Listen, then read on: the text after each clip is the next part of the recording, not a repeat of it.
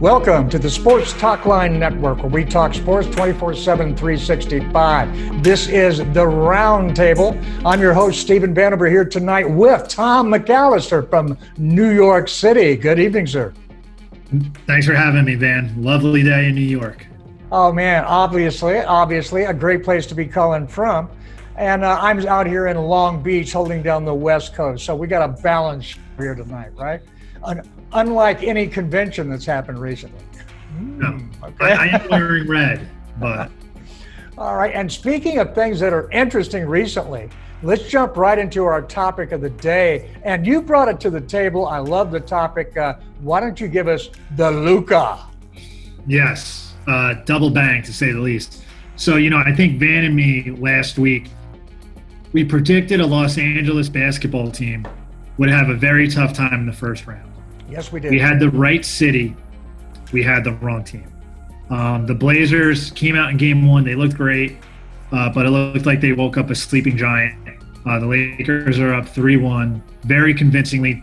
Dame Lillard, I believe, is hurt. I do not believe he's going to play in game five. So that greatly, if Dame Lillard was playing out of his mind, they would definitely have a chance. But unfortunately, he's not putting up 60 a game. So it looks like the Lakers are going to win that series. But in the surprise first round series, you had Luka Doncic, who in his first game at 21 years old in the playoffs dropped 42 points. Okay, he ends up hurting his ankle. He comes back in game four, puts up 43 points, 17 rebounds, 13 assists. Oh yeah, by the way, he hits the buzzer-beating three on a bum ankle without the number 2 Kristaps Porzingis, who's hurt. New York fans have heard this before. So this is a moment, this is almost like Michael Jordan's foul shot moment against the Cleveland Cavaliers. Kareem Abdul-Jabbar's record in the process of the average point per game over the first 3 playoff games. He's taken it from Kareem Abdul-Jabbar. That's insane. Yes, from Power Memorial High School. If you're going to take somebody's record, that would be somebody you'd want to take a record from, because it's going to be an impressive record. Yeah, and with Luka, it's just, he's about 6'10", 6'11", has phenomenal skills. He's like an upgraded version over Dirk Nowitzki, and he's 21, and he's someone who's just going to keep on the potential. And also, a lot of people thought the Clippers would be NBA favorites, but now they're 2-2. And also, going back to Luka's shot, we have to, if Luka misses that shot, the Clippers are up 3-1. They're without Porzingis. You might as well stick a fork in them. Luka hitting that shot, it's 2-2. It's now a best of 3. And like I mentioned before, this is the equivalent of Michael Jordan hitting that shot over Craig Elo, who Ron Harper's still upset about. But this could be a moment that we all witness that says, no, what? That was the moment this guy arrived. A lot of people, the European players, might not be able to win over the American public at first because they're playing overseas and people can't see them play, like let's say a Zion Williamson or a John Morant in college. But with so far in this series, Luka has elevated his profile and his team. Oh, 100%. I think you nailed it and described it. The kid is just fun to watch. And unlike in the back and forth when his opposition let out with the bitch-ass white boy comment, which, oh, my goodness, come on. In today's climate, you cannot be talking like that on either side of any aisle. And by the way, I was trying to find the tweet so I could give him some I did. Okay. It's a user called Hoagie Rolls on Twitter. JD is the moniker he goes by. And he made a really good observation about that whole bitch-ass white boy thing. He said, hey, the guy was way down there on the court. We all mispronounce things. He meant to say badass white boy. And you know what? He's right. Okay.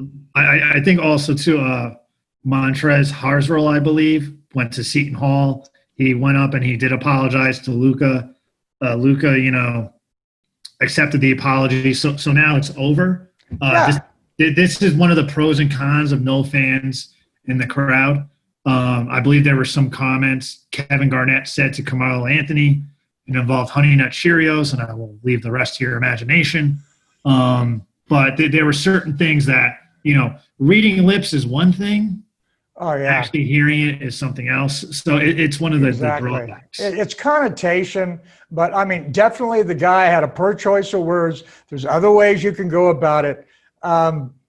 Trash talking is a big part of the game. If you don't think it's old school, you've never watched a Larry Bird video. Okay, just it's everybody does it. All the greats did it. All of them. All right, not all of them. There are a few that didn't, but I can't think of any. Okay, it's tough. It's very tough to hear someone who's great.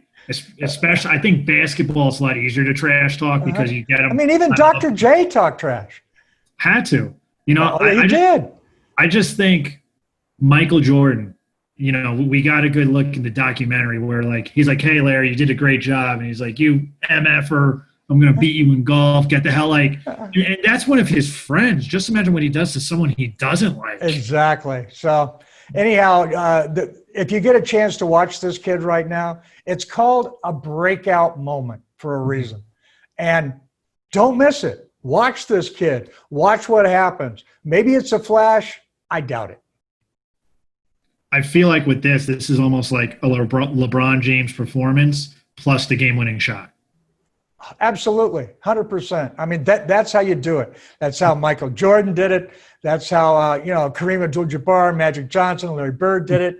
I mean, that's what you do. You put yourself out there. You want to be that guy at the end of the game. You want the ball in your hands because you know you're going to get it done, and he did. Yes, that's it. And he did it with guys right in his face, right in his grill. The step back was just perfect on that ankle. How? Everyone knew he was getting the ball, and it was, a few feet beyond three-point line, and he nailed it. It was impressive. All right, well, look, let's move on to the next subject. We only have two today, and the next one is a Lulu, because if you're following fantasy sports, you look at offensive lines on NFL football teams because they will dictate what's really going to be happening on game day. The offensive line versus the defensive line. And, hey, you can't just hope the defensive line is going to suck. You've got to ideally make sure you've got a good offensive line. And we have both picked a top three order. And strangely enough, we agree quite a bit, actually. Yes. We definitely both agree on the number one offensive line, the Indianapolis Colts. Yes. They are returning 5 players to their positions, and they're all young. Yes. And so what's not to like about this, Tom? I would say this, the one thing is you have this thing called a salary cap. If you're looking like this, with the Colts, they were blindsided last year with the retirement of Andrew Luck. So late around this time when teams were drafting fantasy teams, sorry, Andrew Luck owners. But when you look at the Colts offensive line, you do not see a weak link. No. When you look at Pro Football Focus, none of their starters are below the top 10 in the league. They really don't have a weakness. And the one thing I find that's surprising, their best offensive lineman is from the University of Notre Dame. This was a hog that Lou Holtz used to get, and Quentin Nelson. He was someone who was a top draft pick for the Indianapolis Colts. And when you draft a guard in the first round, they have to hit. And, oh, boy, Quentin Nelson loves to hit. Just see him running out and smashing people. He's got it all, doesn't he? He does. Now just imagine if the Colts get a decent core of skilled players behind them. That's when I think they'll get scary. If they keep this line, it seems like they're balanced enough. They can age and mature together. But that's the one thing where I think they can be an absolute force in the AFC, especially in an AFC that's wide open because a certain Tom Brady decided to go south and retire in Tampa Bay. Well, at left tackle, they got Anthony Costanzo. They've got Quentin Nelson, of course, at guard. Ryan Kelly at center, and he has been fantastic for them. Mark Glowinski on right guard, and Braden Smith, who really gets it done out there at right tackle. And he's a better pass blocker than he is run blocker, but he gets it done. And you don't have to have, and you and I both agreed about this in the green room, you don't have to have the best player at each position to have the best line. You got to have the best 5. Yes. And that's what I think they do. So, all right. Well, let's move on to number 2. I mean, we can sing these guys' praises.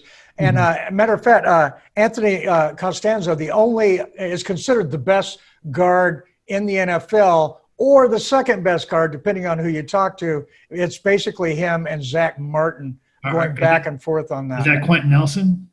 Yeah, excuse me. Yeah, Quentin Nelson, yeah. Mm-hmm. The guy is phenomenally talented, Quentin Nelson. Yes. He really brings it together. He's but now let's move on to what we both agreed was the mm-hmm. second best team. We don't disagree till number 3. Mm-hmm. And the New Orleans Saints, and they returned 4 out of their 5. But the one they got to replace, I think they may pretty well have that dialed in, don't you? I think they do. And when you really look at it, we could do this at the end of the season and they could be the number 1 offensive line. Yes. I love the draft pick of the New Orleans Saints made. They drafted center Cesar Ruiz from the University of Michigan. I was eyeing him up, hoping he would fall to the Giants, but that didn't happen. But this is like an ultimate opportunity where if you're a young offensive lineman, you're coming in and your unit's pretty solid. You're not going to have to worry about your guys can handle themselves, which would make your job so much easier going forward. Also, the guy behind you has a pretty good idea of what he's doing in Drew Brees. And as much as Drew Brees has been able to put up the massive fantasy numbers, which he hasn't done as much lately, New Orleans does have a 2-back system. There's going to be someone in New Orleans who's, pounding the rock, running the ball. With New Orleans, you worry more about their defense and their offense. They're going to be able to put up points. Well, absolutely. I mean, you just grab Michael Thomas and don't worry about anything else, okay, wide receiver, because you're going to get production behind this offensive line. And, like I say, they have arguably the best offensive tackle tandem in Teron Armstead and was it Ryan Remsick? I think I said that correctly. These guys are serious business. I mean, and they're going to be there for a while. They're both extremely athletic, which is, what you need to be against today's defensive lines, which are extremely athletic as they come at you. Yes. So these guys are great. Ruiz just plugs in at right guard right now, I understand. Mm-hmm. Then they got, Andres Pete and then Eric McCoy. These guys are solid, and they have a quarterback behind them that helps their stats, doesn't it? Yes, absolutely. Drew Brees does not hold the ball long. He needs to get rid of it. He's no fool. He remembers what happened in San Diego when you hold that ball too long. Okay. Yeah. They draft Eli Manning and trade him for Phillip Rivers. Exactly. No, he don't want to hold the ball that long anymore. Nope. Now let's move on to the number 3 choice, where you're wrong and I'm right. All right, and I picked the Dallas Cowboys, specifically because they have great talent around them. Again, their talent, I think, helps them look better, play better. But my goodness, they have 2 players that really anchor that line. That's Zach Martin, arguably the best guard in football, or the number 2, depending on who you're talking about. But both of those guys are way ahead of whoever's number 3. Okay, those guys are good. And then Tyrone Smith, who was the best left tackle in football for several years, he's not anymore, but he's still a top 10 guy. And, these guys anchor it. But after that, they've got talent. They are deep. They've got Connor Williams at guard. They've got La'el Collins, who had a breakout season last year. He really graded out well, really found his next step. That's why they are set at offensive tackle, not that far behind the New Orleans Saints in that, but they are. But then Joe Looney is the guy that they're picked to replace Travis Fredericks as center. He played better 2 years ago when he replaced Travis Fredericks than Travis Fredericks played last year. Okay, so that's not a problem. And then they've got draft picks coming in behind them. I think they did very well in that regard. Plus, they have Connor McGovern as a swing guy along the inside of the line at center and offensive guard. They are deep with offensive line talent. I do agree that I think Zach Martin and Quentin Nelson, stud offensive linemen. I do believe Zach Martin also went to the University of Notre Dame too. So Notre Dame always gets the non-glamorous positions. If you want to be a tight end, a guard, that's where you want to go. Zach Martin's, I agree. When you do mention about Tyron Smith, I do think he had a great career, but you got to wonder if he's going to regress a little bit. And then you also have to look. I think they got like an unproven commodity at center. And when you kind of look around at some of them too, like there is some potential. They're definitely up there. But I actually picked the Baltimore Ravens. The first reason why is, they got a stud left tackle in Ronnie Staley. I think he's going to be a force. Orlando Brown Jr. He on the other side, they complement each other well. But also when you look at, we haven't really talked about skilled players yet, but they have Lamar Jackson, who had an electric 2019. Oh, I've heard of him. He's pretty good, yes. Isn't he? Yeah. Just to ask Rada. So he had a phenomenal 2019, and I always think if you have great skill players, they can make your offensive line that much better. While the Ravens, they have the talent on the offensive line, but the NFL needs to figure out a way to stop Lamar Jackson. You got to wonder if he had an MVP season. The film could be out. Could someone come up with a plan? But when I also look at, what the Ravens have, they might have the more electric player. When you do look at the Cowboys, they have Dak Prescott at quarterback. They do have a lot of talent, but something just doesn't feel right. You got to wonder if if there's going to be a controversy with Dak signing the franchise tag, wanting an extension. You got to wonder if that they got a new head coach coming in. So you got to wonder if those decisions will impact it. Will they actually run the ball in Dallas with Ezekiel Elliott? Yes. Okay, they will. They will run it, and because the offensive coordinator is still the same, and McCarthy came in and said, "Hey, we like the game he's calling. Why change it?" What McCarthy brings is his level of game management to it. All right, and his ability to work with quarterbacks, which is pretty good. All right? I mean, he's got a good record, and like any players coach, he's got at least a year or two honeymoon period before it all blows up in his face. So I don't think he's going to be a problem.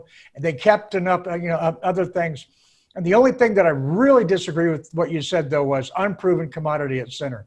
Like I said, 2 years ago, he stepped up and did the job and was excellent. I'm talking about Joe Looney. Really, really a solid guy. Will he be the guy there in 2 years? I don't know, man. It's going to be him or Connor McGovern, I think, at center in 2 years. But it could be either one. But much like we were talking about, and with other guys, like, okay, he's not the best lineman in the league, but he grades out well. That's Joe Looney. Well, I think it's something too is, I drafted Ezekiel Elliott, so I hope he has a monster season. All fares in love and fantasy football. But it's just something too where like they kind of had some injuries. You got to wonder if they can stay healthy. Some just isn't that this isn't the dominant offensive line where Jimmy Johnson built a team that Barry switched. No, it's not that. It's not the Great Wall of Dallas. It's not at that level. Absolutely not. I agree 100%. But they still are really, really good, and that's what's important there. All right, we're going to throw in a bonus team just because we were talking about it in the green room. I told you in the green room that unconventionally, like a lot of pundits out there, I picked the New York Giants offensive line to be a top 15 offensive line. Now, admittedly, I ranked them number 15, but I think that's a huge improvement over last season. What do you think about that, and why do you think that that's a possibility? I think it is an improvement over last season. This is the first time where the Giants made an emphasis in the draft to go and address their offensive line problems. First off, you have Andrew Thomas, who they probably, if everything was equal, they would want Andrew Thomas at right tackle, and then they would probably want Nate Solder at left tackle, at least for this year, and then swing Andrew Thomas over. But with Solder sitting out the year because of COVID, which is understandable because his son has health issues. I understand Thomas is going at left tackle against Will Hernandez on left guard. Hernandez had a good, 2018. He kind of went down 2019, so you got to wonder which direction his career is going. I think the Zietler at right guard, he's been the most consistent offensive lineman for the Giants. And you got to wonder, I think we're kind of talking too, would Fleming or Matt Pert come in and start at right tackle. And I think center's up for grabs, but there's also a lot of depth this time. They made some depth free agent signings where if someone gets hurt, they're not calling guys off the street. So it looked like this is a plan. And also, they got a superior weapon in Saquon Barkley. You got to wonder, how can he do with an actual top 15 offensive line? Yeah, absolutely. Also, I think the thing that's a wild card, we didn't actually talk about this in the green room, is Jason Garrett and Matt Colombo. They expect their tight ends to block. Yes. And to enjoy it, to get after it, man. Okay, because that's what they're going to be calling in the offense that he runs. And the inline tight end has to be versatile. Now, and if they could take Ingram and put him out. Dallas has done that historically with some passing type tight ends, where they put him out wide to create mismatches, but they never got many snaps. I think Giant fans are waiting for Evan Ingram to take the step to the next level. I'm hearing that he's coming in with the proper attitude, that he's working hard on the game. Now, we don't expect him to be the number one blocking tight end in the league. That's not what we're talking about. No. What we're saying is, if you can get after it, if you can make a difference, and if you're working in tandem with the tackle, which is what you're often doing, right? Well, at least you should be. I think a guy that is really focused and saying, you know what, I'm going to put a big part of my mental effort into this aspect of my game. I think he's got a lot of room to improve, and I think that makes a big difference for the performance of that interior five. Well, I think when it comes to – I think it comes down to play calling. Will the Giants, the Giants were most successful in the Eli Manning years when they would have trips. They would have 3 wide receivers and a running back. And, that running, offensive line was good enough where Eli Manning ran the 2-minute drill to perfection. Now you got to wonder if, maybe we need to have more jumbo packages where we get multiple tight ends out there. Maybe less wide receivers. Well, Garrett's not afraid to do that, and he's done it before. And you guys are pretty deep at tight end right now. You got Evan Ingram, Levine Toilolo. I love this kid as a raw talent. He's got a lot of speed. He's lanky. He's got nice hands. This guy could be a nice red zone target for me. Remember the guy that shot himself in the leg in the nightclub? Plaxico. Okay. Yeah, he just joined Twitter. Yeah. Oh, goodness. Anyhow, he could be your Plaxico Barrett's. I think that's something that they're kind of looking for. I think of course they are. Yeah. They've been looking for it ever since he left. They had it for a little bit with like Manningham or Victor Cruz. Yeah. But they didn't have that body type. One wide receiver I'm most interested in, we mentioned him before, is Darius Slayton. Yes. He's someone, all right, can he elevate? Was this a flash in the pan, or is the league going to figure him out, or is he going to figure out the league? I'm excited about this kid. He's got nothing but upside in my book. I think for all but 2 games out of the year, he should be great. Yes. Yeah, we'll see, though, too. It's something. Unfortunately, it's going to be Philadelphia and Washington, which really sucks for the Cowboys. But all right. Home or away, that'll be the interesting thing. All right. So anyhow, that's our segment on the offensive lines there. We appreciate you being here. Be sure and hit that notify, that subscribe, then the notify, actually. It actually goes in that order. And thanks so much for watching the show. We'll be back. We'll be covering all sorts of angles from all sports. We'll have multiple people on the show here. You've got Tom McAllister from New York City. You can find him on Twitter at defense_com. That's DFENDS_com. You can find me on Twitter at Stephen Vanover. Be sure and follow at Sports Talk Line. Thank you so much. And until next time, listen like you play with intensity.